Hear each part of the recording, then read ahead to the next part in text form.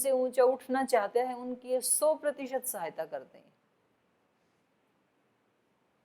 नहीं चाहता है तब तो फिर उसके लिए तो कुछ भी नहीं है फिर, क्योंकि ये सारे शास्त्रों का विधान, सारी विद्याओं का विधान, अष्टांग योग का विधान किसके लिए है? जो आगे बढ़ना चाहते हैं। जिसको आगे नहीं बढ़ना उसके लिए कोई अष्टांग योग नहीं है। यम नियम किसके लिए हैं? जो आगे बढ़ना चाहते हैं उन्हीं के लिए विधान किया है केवल। तो कभी भी हमारे मन में ये बात आए तो हमें ये क्लियर कर लेना चाहिए कि ये उन लोगों के लिए हैं ये केवल। अब जिसने ये फैसला ही कर लिया है कि मुझे तो अपने मनमाने ढंग से जीना है, मुझे टस से मस नहीं, मुझे कोई परिवर्तन नहीं करना है, उसके लिए बिल्कुल शास्त्र नहीं है। या किसी ने कहा कि मेरे को तो केवल इनकी रीडिंग करनी है बस, जीवन में कोई परिवर्तन नहीं लाना है, मैं नहीं चाहता कि कोई सुख मेरे जीवन में प्रवेश करे, कोई सच्चा सुख, मैं नहीं चाहता कि मेरे जीवन से कोई छोटा सा भी दुरित हटे, उनके लिए ये शास्त्र बिल्कुल नहीं है। और हैं तो केवल बाँचने के लिए हैं, फिर केवल रीडिंग करने के लिए, सुनने के लिए हैं केवल, ऐसे भी लोग होते हैं। तो ये हमें सोचना है कि ये किन की सहायता करेंगे? ये शास्त्र, ये गुरुजन, ये माता पिता, ये विद्वान, ये देवी देवता, ये सब किसकी सहायता करेंगे? जिसने आगे बढ़ने का निर्णय कर लिया है उनकी सहायता करते हैं, पक्का करते हैं, सब करते हैं। तस्मिन् देवा सम्मनसो भवन्ति, ब्रह्मचर्य सूक्त का मंत्र है ना। सभी दैवी शक्तियां ब्रह्मचारी में आकर के उसके मन के साथ अपना मन मिला लेती हैं। सम्मनस, समान मन है जिनका, तो उनके मन को कैसा बना देती हैं? दिव्य बना देती हैं। ये अथर्ववेद का प्रमाण है।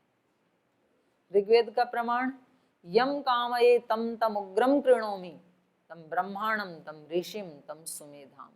यम कामये, जिसको मैं पात्र देखती हूँ, ये भगवती शक्ति बोल रही है, ईश्वरीय शक्ति बोल रही है, वागाम्भृणी सूक्त। तो भगवान कह रहे हैं यम कामये, जिनको मैं अपने पात्र के रूप में चुन लेता हूँ, जिसको मैं आगे बढ़ाना चाहता हूँ, यम कामये तम तम, उस आत्मा को उग्रम कृणोमि, उग्र का मतलब है वहां पर तपस्वी, उसको मैं तपस्वी बना देता हूँ। तपस्वी मतलब जो द्वंद्वों को सहन करता है वो तपस्वी। तो यदि हमारे सामने कोई द्वंद्व आया है और यदि भगवान हमें तपस्वी बनाना चाहते हैं, भगवान ने हमें चयन कर लिया है, तो उस समय हम किसी दिव्य शक्ति का आह्वान करेंगे और उसको सहन करके उससे पार चले जाएंगे और हमें एक अंदर से बहुत बड़ी शक्ति हम अनुभव करेंगे, फील करेंगे। और जिस समय हम किसी लौकिक वस्तु के लिए मर्यादाओं का, इस योग के विधान का, शब्द प्रमाण का, गुरुजनों के आदेश का, देवी देवताओं के निर्देश का उल्लंघन करते हैं, तो उस समय हमारे अंदर बहुत एक शक्तिहीनता आती है, कमजोरी आती है। वस्तु भले ही मिल जाती है, माता कैकेयी की आत्मा शांत दिखाई दी आपको कभी भी? क्यों? राज्य तो मिल गया था, शांत क्यों नहीं हुई? क्योंकि उन्होंने मर्यादा का खंडन किया। तो वस्तु तो मिलेगी लेकिन शांति नहीं मिल सकती, सुख नहीं मिल सकता है। और राम को कभी भी ऐसे अशांत देखा जंगल में? कभी भी नहीं देखा। ठीक है, चित्रकूट की कुटिया में रह रहे हैं तो भी बड़े मस्त हैं, क्योंकि उन्होंने सत्य को, धर्म को, मर्यादाओं को नहीं छोड़ा। उसमें एक अंदर से शांति मिलती है, सुख मिलता है, एक आंतरिक सुख है, आंतरिक बल है, आत्मिक बल है। आत्मा का बल, मन का बल हमेशा इसका पालन करने से मिलता है। और बाहर की वस्तुएं इनका खंडन करने से भी मिल जाती हैं। वस्तुएं तो मिल जाएंगी, सुख नहीं दे पाएंगी, शांति नहीं दे पाएंगी, कृपा नहीं दे पाएंगी। इसलिए अर्जुन ने भगवान कृष्ण से अक्षौहिणी सेना नहीं मांगी, स्वयं भगवान कृष्ण को मांगा। और वो भी कैसी शर्त के ऊपर? युद्ध नहीं करूंगा, एक तरफ इतने सैनिक, एक तरफ एक व्यक्ति, और वो भी कैसा, युद्ध नहीं करूंगा। भाई युद्ध के मैदान में जा रहे हैं, कोई फंक्शन पार्टी में थोड़ी जा रहे हैं, तो वहां जाके युद्ध नहीं करोगे तो आपको दिखाना है वहां प्रदर्शनी में। ऐसे सोचता कोई लौकिक व्यक्ति होता तो।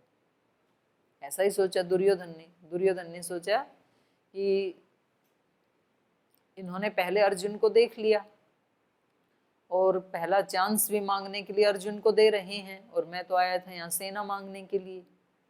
भगवान कृष्ण ने कह दिया चलो भाई,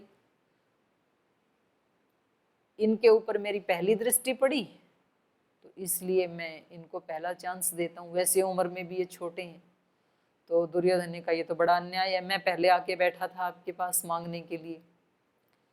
अच्छा, जिसका ऊंचा लक्ष्य नहीं होता है ना, वो हमेशा झगड़े ही करता रहता है, क्योंकि उसको बाहर से कुछ ना कुछ चाहिए, हमेशा शिकायत, हमेशा ब्लेम। उसने वहां भी झगड़ा कर दिया, बोले मैं पहले आए थे तो अन्याय है, आप इसको चांस दे रहे हैं। तो उन्होंने कहा भाई ये तो मेरी मर्जी है ना, क्योंकि आप आकर के भी आपका अहंकार इतना था कि आप सिरहाने बैठे, तो मेरे को कैसे दिखेगा पीछे कौन बैठा है। और इनके अंदर इतनी विनम्रता है, मांगने आए हैं तो पैरों की तरफ बैठे हैं ये, वो थोड़ा विश्राम कर रहे होंगे उस समय। तो जैसे ही मैंने आंख खोली तो मेरे को तो पहले ये दिखाई दिए ना, तो मेरी दृष्टि में तो ये पहले हैं। और वैसे भी देखो आप में तो ये छोटे हैं, तो छोटे वाले को पहले चांस दिया जाता है, यही मर्यादा है हमारी।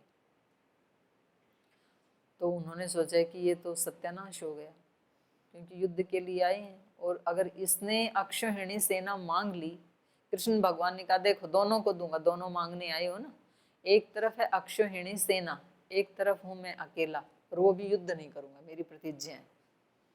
अब उन्होंने सोचा कि भाई इसका तो करें क्या, और चांस पहले मिल गया अर्जुन को, तो ये सेना ले जाएगा, तो तेरा आना न आना बराबर हो गया, सत्यानाश हो गया। उसके लिए तो सत्य सेना है ना। लेकिन उसने मांगा क्या, श्री कृष्ण को, तो उसको बड़ी ठंडी सांस आई दुर्योधन को, बोले बिल्कुल महाबेवकूफ है, युद्ध के मैदान में जा रहा है और इसको मांग रहा है, वो भी निठल्ला, काम नहीं करूंगा, कुछ युद्ध नहीं करूंगा। लेकिन ठीक है, जिसका नाश होना होता है, सरस्वती माता उसकी बुद्धि को ऐसे ही नष्ट करती है, ऐसा दुर्योधन ने सोचा। तो कई बार हम अपनी बुद्धि को बड़ा सराहते हैं कि बुद्धि हमारे को ही है, देखो इन्होंने आज तक सहन कर करके क्या ले लिया, और हमने देखो अपनी बुद्धि के कौशल से कितनी चीजें अपनी बना ली हैं। ऐसे बहुत लोग रोज मिलेंगे आपको, हर परिवार में मिलेंगे। कुछ लोग ऐसे मिलेंगे, उन्होंने अपने बुद्धि के कौशल से इधर उधर झूठ सच बोल बोल के घर भी अच्छा बना लिया, फर्नीचर भी, सोफा भी, गाड़ी भी, बोली इसको देखो वहीं की वहीं पड़ा है। ये सारा बनाने के बाद शांति कौन से को ज्यादा है, सुख कौन से को ज्यादा है? वो भी तो एक कमाई है ना, और वो असली कमाई है, वो साथ जाने वाली है, ये सब छूटने वाले हैं। फर्नीचर आदि तो एक हार्ट अटैक आया और फर्नीचर कहीं और आप कहीं, वो भी करना चाहिए, उसकी मनाही नहीं है, लेकिन उसको खो करके वो नहीं करना चाहिए। योग को, अध्यात्म को, मानवता को खो करके भौतिक वस्तुओं का संग्रह नहीं करना चाहिए। करना चाहिए लेकिन योग को केंद्र में रख करके, जैसे कि पतंजलि योगपीठ ने सब प्रकार की समृद्धि को प्राप्त किया, लेकिन कैसे किया? योग अध्यात्म को केंद्र में रख करके, उसको नहीं छोड़ा कभी भी। तो ऐसे ही हम कई बार सोच लेते हैं, तो उन्होंने कृष्ण को चुना। समझदार व्यक्ति वो है कि मेरे पास यदि गुरुजनों के, विद्वानों के, भगवान के आशीर्वाद यदि मेरे साथ है ना, तो फिर बेशक बाकी की कोई चीज भी ना हो, वो ज्यादा कीमती है। तो हमें जीवन में क्या कोशिश करनी चाहिए, जब कहीं भी हमारा किसी के साथ कोई आर्ग्यूमेंट होता है, चाहे वो हमारे क्लासमेट हैं, रूममेट हैं, गुरुकुल मेट हैं, कहीं यात्रा में जा रहे हैं, कोई अजनबी व्यक्ति है, अब हमारे पास दो ऑप्शन है। एक टिट फॉर टैट वाला है, हम उसको अच्छे से सिखा सकते हैं, लेकिन उससे मेरी सन्यास परंपरा की, मेरी गुरुकुल परंपरा की, मेरे धर्म की, मेरे गुरु की, ऋषि परंपरा की उसमें हानि होने वाली है, उसको गौरव नहीं मिलने वाला है। और दूसरी तरफ अगर मैं उसको सहन कर लेता हूँ तो इन सब की तो कोई हानि नहीं होगी, लेकिन मेरे को तात्कालिक हानि होने वाली है। तो समझदार व्यक्ति किसको चुनेगा, तात्कालिक हानि को या विराट हानि को? किसका चयन करेगा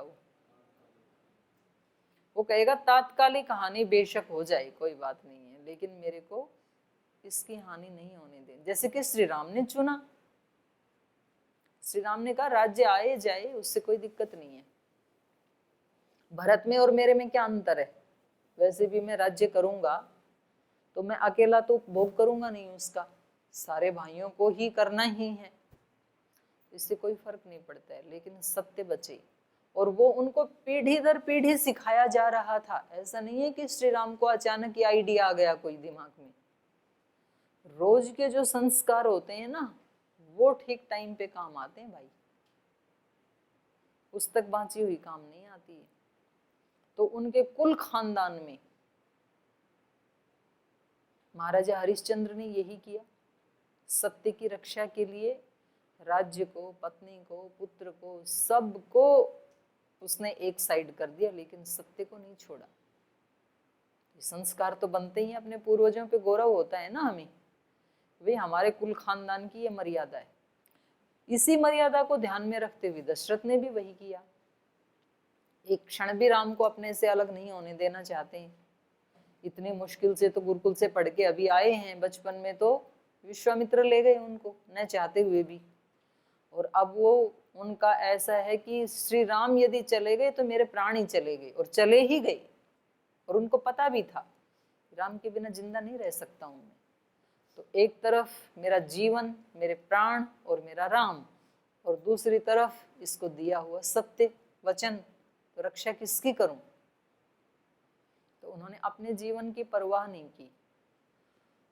मेरे को दुनिया कितना थूकेगी, कितना अपमानित करेगी, उसकी भी परवाह नहीं की, वो भी ले लिया, लेकिन सत्य नहीं तोड़ सकते। और वो ही संस्कार राम में भी आ गए, क्योंकि वो आ रहे हैं पीढ़ी दर पीढ़ी। तो जो व्यक्ति देखता है अपने बड़ों को, अपने आसपास के इन्वायरमेंट को, वही तो करेगा व्यक्ति। और जो थोड़ा जागरूक होगा तो वो अपने वालों संस्कारों को, अपने वालों को थोड़ा जल्दी नष्ट कर देगा। जागरूक नहीं होगा तो फिर नुकसान उठाएगा। पतंजलि योगपीठ में आकर के अगर थोड़ी भी जागरूक आत्मा होगी तो वो किसको फॉलो करेगी? श्रद्धेय स्वामी जी महाराज को, पूज्य आचार्य जी को, अपने ऋषियों को, वेद को। अजागरूक होंगे तो अपना नुकसान कर लेंगे, फिर तो वो सह नहीं पाएंगे तो चले जाएंगे, फिर तो नुकसान उन्हीं का हो जाएगा ना। तो ये बातें हमें सारी रामायण पढ़ने से समझ में आती हैं। तो ये बता रहे हैं कि वहां पर जो यज्ञ चल रहा है, न तेषु अहस्सु श्रांतो वा क्षुदितो वा दृश्यते। कोई व्यक्ति वहां पर श्रांत दिखाई नहीं देता है, थका हुआ। कोई भी व्यक्ति हारा थका दिखाई नहीं देता है, कोई भी व्यक्ति भूखा दिखाई नहीं देता है। तो इससे ये पता लगता है कि अगर हमें अपने बच्चों में, हमें अपने शिष्यों में कुछ विशेष शक्तियों का आधान करना है तो उसमें दो चीज़ों का ध्यान रखना पड़ेगा। एक तो उनका मन दुखी नहीं होना चाहिए, इन्वायरमेंट ऐसा नहीं बना के रखना चाहिए कि हमेशा ही व्यक्ति थका थका हो, अप्रसन्न हो, दुखी हो। तो प्रसन्नता में जितना सिखाया जा सकता है उतना जबरदस्ती नहीं सिखाया जा सकता है, क्योंकि उसकी ग्रहण शक्ति बढ़ जाती है। जब व्यक्ति प्रसन्न होता है ना तो उसकी ग्रहणशीलता बढ़ जाती है। तो प्रयास पूर्वक सब मिल करके एक ऐसा वायुमंडल बना के रखें गुरुकुल में कि किसी का किसी के साथ कोई आर्ग्यूमेंट ना हो। तो कोई भी ऐसे श्रांत से, थके थके से, डिप्रेस से, लोग ऐसे बोलते हैं ना, बोलते हैं हमारे घर में तो ऐसा कलह क्लेश चलता है कि घर में बरकत ही नहीं है। बरकत शब्द सुना है? बरकत मतलब जितना कमाते हैं वो कहाँ जाता है पता ही नहीं चलता है, आता बहुत है लेकिन रुकता नहीं है कुछ भी। कुछ ऐसे लोग होते हैं छोटी सी नौकरी है उनकी, छोटी सी सैलरी है, लेकिन उसी सैलरी में उन्होंने मकान भी बना लिए, बच्चों की भी शादियां कर दी, कहीं दान भी दे दिया और बड़े सुखी रहते हैं। तो बोलते हैं भाई इनके घर में बड़ी बरकत है। तो ये कैसे होती है? इन्वायरमेंट का बहुत बड़ा प्रभाव हमारे जीवन पे पड़ता है, हमारी ग्रहणशीलता बढ़ जाती है, हमारी प्रसन्नता जैसे ही बढ़ती है। तो इन्होंने अपने राज्य में ऐसा वायुमंडल बनाया, घर की तो बात ही छोड़ो, कि यहाँ शामिल सारे अयोध्यावासी हैं, बाकी दूसरे राजा महाराजा भी हैं, तो काफी भीड़ है, लेकिन उन सब में उन सब के लिए व्यवस्थाएं ऐसी की गई हैं राज की तरफ से, राजा की तरफ से, कि कोई भी व्यक्ति वहां पर श्रांत दिखाई नहीं देता है, थका मांदा दिखाई नहीं देता है। सबके चेहरे कैसे हैं? प्रसन्न चित्त हैं। दो शब्द प्रयोग किए जाते हैं, प्रसन्न चित्त, प्रशांत चित्त। ऐसा जो चित्त होता है वो बहुत ज्यादा ग्रहणशील होता है। तो हमें बाहर का भी ध्यान रखना है और अंदर का भी ध्यान रखना है। कभी कभी ऐसे भी होता है कि बाहर सब कुछ वेल सेट है, लेकिन हमारे अंदर के जो संस्कार हैं वो हमें प्रशांत नहीं होने देते हैं। विभूतिपाद के जो 3 सूत्र है ना, निरोध परिणाम, समाधि परिणाम, एकाग्रता परिणाम, उसको पढ़ना आप अच्छे से, उसके व्यास भाष्य को पढ़ना। तो उसमें कैसे प्रयास पूर्वक अपने चित्त को व्युत्थान अवस्था से निरोध अवस्था में लाया जाता है और उसका फल क्या है। केवल ऐसे कुछ लोग तो उन सूत्रों को जटिल समझ के पढ़ते ही नहीं है, बोल जी हमें समझ में नहीं आता ये क्या निरोध परिणाम है, वो ही तो पढ़ना है, क्योंकि तब हम चेकिंग कर पाएंगे कि हमारा चित्त कितनी देर व्युत्थान काल में रहता है, कितनी देर निरोध अवस्था में हम कर पाते हैं, कितनी देर समाधि अवस्था में होता है।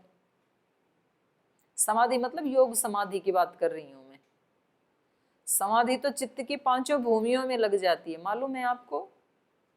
योग दर्शन पढ़ा ना एमए वालों ने, तो पहले ही सूत्र में बताया ना कि जो समाधि है वो योग चित्त की 5 भूमियों का धर्म है।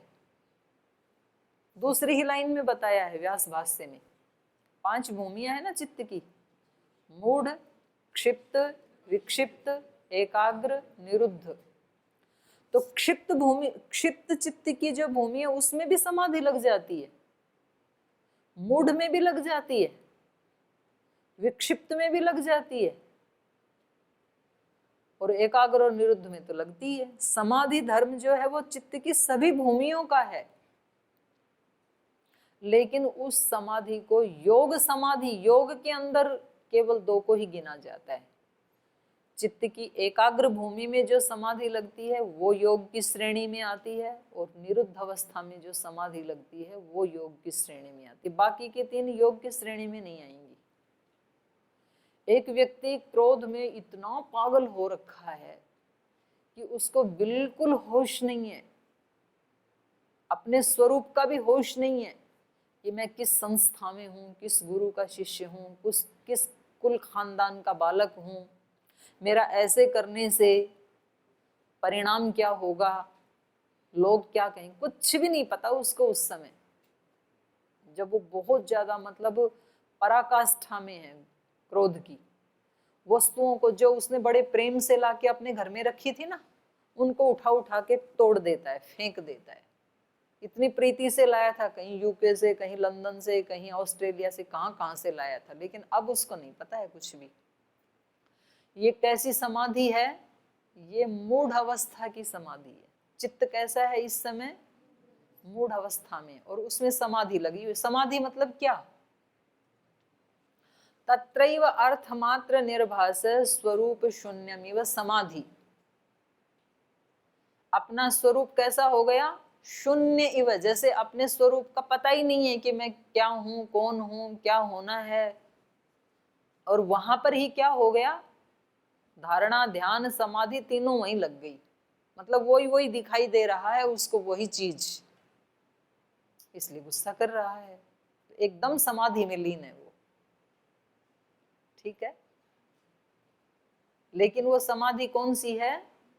वो मूढ़ चित्त वाली समाधि है, तो वो योग की श्रेणी में नहीं आएगी। समाधि तो है, क्षिप्त चित्त में भी लग जाती है। जिनका दिमाग खराब होता है ना, रात को 12-12, 1-1 बजे तक, 2-2 बजे तक ऐसी चीजें देखते हैं, ऐसी चीजें सुनते हैं जो जीवन का ही सत्यानाश कर देने वाली हैं, लेकिन समाधि लगी हुई है अगले की। उसको और कुछ दिखता नहीं, अपना स्वरूप नहीं दिखता है। स्वरूप शून्यमिव, अर्थ मात्र निर्भास है, केवल वो ही दिख रहा है, बस एक ही विषय दिख रहा है उसको, पूरा पूरा उसमें तल्लीन हुआ पड़ा है। तो समाधि तो है, लेकिन कैसी समाधि है ये? क्षिप्त चित्त वाली है ये, योग की श्रेणी में नहीं आएगी। विक्षिप्त चित्त में भी लग जाती है। विक्षिप्त चित्त ऐसा होता है कि थोड़ा सा तो उसने अपना उत्कर्ष किया है, लेकिन बहुत सारे संस्कार अभी वैसे ही हैं, तो कभी अच्छा भी सोच लेता है, कभी बहुत बुरा भी सोच लेता है, कभी बहुत अच्छा आचरण भी कर लेता है, कभी बहुत बुरा भी कर लेता है। तो ये बीच ज्यादातर हम सब की स्थिति होती है विक्षिप्त अवस्था हमारे चित्त की। 24 घंटे में हम अपने चित्त को ईमानदारी से जब देखते हैं तो हम ज्यादातर किस स्थिति में रहते हैं, हमें क्या पता लगता है? विक्षिप्त अवस्था में। बीच बीच में दूसरी चीजें भी आती रहती हैं, उसको हटाते भी हैं। तो यहाँ भी समाधि लग जाती है थोड़ी देर के लिए, कभी कभी लग जाती है, कभी कभी नहीं लगती है। तो ये मिक्सअप अवस्था है, थोड़ा इसमें सत्व की प्रधानता होती है, थोड़ी उसमें रजोगुण की प्रधानता होती है। मूढ़ अवस्था में तमोगुण की प्रधानता होती है, क्षिप्त अवस्था में रजोगुण की प्रधानता होती है, विक्षिप्त अवस्था में थोड़ा सत्व थोड़ा रज, तमोगुण तो नहीं होता है, मतलब वो नीचे रहता है, बिल्कुल अभिभूत रहता है। इस अवस्था में भी लग जाती है समाधि, लेकिन वो भी योग की श्रेणी में नहीं आएगी। तो चित्त को अभी क्या करना है? एकाग्र अवस्था में लाना है। उसका प्रयास हमें चलते फिरते खाते उठते बैठते, जिस व्यक्ति का लक्ष्य योगी बनना है, जिस व्यक्ति का लक्ष्य अपने आप को सुखी बनाना है, जिस व्यक्ति का लक्ष्य इस मानव जीवन को सार्थक करना है, तो उसका अभ्यास वो क्या करेगा? चित्त को एकाग्र अवस्था में लाने के लिए। और चित्त को एकाग्र अवस्था में लाने के लिए आपको शास्त्र याद करवाया जाता है, क्योंकि जब व्यक्ति शास्त्र स्मरण कर रहा है तो चित्त कैसा होने चाहिए? एकाग्र। जब आपको निर्देश दिया जाता है, जब आप यज्ञ कर रहे हैं तो केवल यज्ञ में ही ध्यान रखें, इधर उधर ध्यान ना दें, तो इससे क्या हो जाएगा? चित्त एकाग्र। आपको कहा जाता है जब खेल रहे हैं तो सारी दुनिया को भूल करके केवल खेल में ही ध्यान रखें। उस समय ये टेंशन ना लें कि सूत्र याद नहीं हुए, अष्टाध्यायी याद नहीं हुई, दर्शन याद नहीं हुए, नहीं, खेलें आप केवल। तो इससे ये चित्त की कौन सी अवस्था आएगी? एकाग्र। आपको कहा जाता है जब खाना खा रहे हैं तो खाने को ही ब्रह्म समझ करके उसी की ही उपासना करें, जब जो काम करें उसमें तल्लीन होकर के करें। तो ये हमें हमारे गुरुजन अपने आचरण से भी बताते हैं और हमें ये शास्त्र से भी बताते हैं।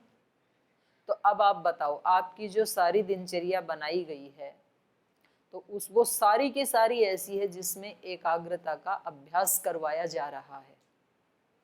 तो ये दिनचर्या हमारे लिए शुभ है या अशुभ है?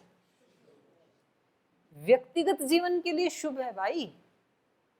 तो अब उसका पालन श्रद्धा पूर्वक करना चाहिए कि बर्डन समझ के करना चाहिए? ये जब समझ में आ जाएगा, ये इतना चिंतन मनन करने से समझ में आता है, ऐसे समझ में नहीं आएगा। मोटे मोटे स्थूल रूप से देखेंगे तो बोल जी अभी वहां परीक्षाएं छोड़ के आए, घर से भागे, यहाँ के फिर पढ़ना। यहाँ के इसलिए पढ़ना ताकि इन्हीं क्रियाओं के माध्यम से आपके चित्त की एकाग्र अवस्था बन जाएगी। क्योंकि लक्ष्य क्या है आपका? शाश्वत सुख को पाना। लक्ष्य क्या है? भगवान को पाना। लक्ष्य क्या है? मोक्ष को पाना। लक्ष्य क्या है? असंप्रज्ञात समाधि को पाना। लक्ष्य क्या है? निर्बीज समाधि को पाना। रास्ता क्या है? यही है जो आप कर रहे हैं ना, योगांगों का अनुष्ठान करवाया जा रहा है आपको। जो मैंने 3 सूत्र बताए उसमें एकाग्रता परिणाम सूत्र क्या है? तत्पुनः शांतोदितौ तुल्य प्रत्यौ चित्तस्य एकाग्रता परिणाम है। सबसे ऊपर वाले जो सूत्र हैं वो सबसे लास्ट में आना चाहिए, स्थूल दृष्टि से, स्थूल से सूक्ष्म में जाएंगे तो। लेकिन महर्षि पतंजलि जी की ऐसी शैली है कि वो पहले सबसे ऊंची चीज को बताते हैं, उसके बाद फिर धीरे धीरे नीचे आते हैं। तो 2 यात्राएं हो सकती हैं। एक तो हम जहाँ खड़े हैं स्थूल से हम सूक्ष्म में प्रवेश कर जाएं, एक स्थिति। दूसरी है पहले सूक्ष्म को ही ठीक कर ले ताकि बाहर स्थूल सब कुछ ठीक अपने आप ही हो जाए, ऑटोमेटिक। तो ये दूसरी वाली को लेके चलते हैं महर्षि पतंजलि। वो कहते हैं पहले सूक्ष्म को ठीक कर लो। तो वो सूत्र हमें बताते हैं। तो मैं बात कर रही थी कि हमारा चित्त हमेशा कैसा होना चाहिए? प्रसन्न चित्त, प्रशांत चित्त। वही बात यहाँ कह रहे हैं। ये कोई भी श्रांत नहीं है, सब कैसे हैं? प्रशांत, शांत रहते हैं और प्रसन्न। तो हमें प्रयास पूर्वक अपने चित्त को दिन में 100 बार 200 बार जब जब अपने को याद आए चेक करना है, इस समय चित्त कैसा है? शांत है, अशांत है, प्रसन्न है, अप्रसन्न है। नहीं है तो उसको प्रयास पूर्वक करना है। तो ये श्लोक हमें कितनी बड़ी शिक्षा दे रहा है कि वहाँ अश्वमेध यज्ञ में उन दिनों कोई भी भूखा दिखाई नहीं देता है। भोजन आदि की व्यवस्था भी बहुत अच्छे से की हुई है उन्होंने। तो ये राजा का कर्तव्य बनता है। और आप और कहीं के राजा हो या ना हो, अपनी इस नगरी के तो राजा आप सब हैं ना। तो इंद्रियों को कौन सा भोजन देना चाहिए, किस इंद्रिय को किस समय कितनी मात्रा में कौन सा भोजन देना है, इसकी व्यवस्था हर आत्मा को ठीक ठीक करनी चाहिए। तो फिर शांत नहीं होंगे, अप्रसन्न नहीं होंगे, क्योंकि एक अश्वमेध यज्ञ अंदर भी चल रहा है। तो ये बहुत बड़ी शिक्षा हमें रामायण के श्लोक दे रहे हैं। आगे एक पंक्ति बची है, न अविद्वान ब्राह्मण कश्चित और न अशतानुचरः। तो इसके ऊपर हम कल चर्चा करेंगे। आज समय हो गया। अत्रैव विरमाम।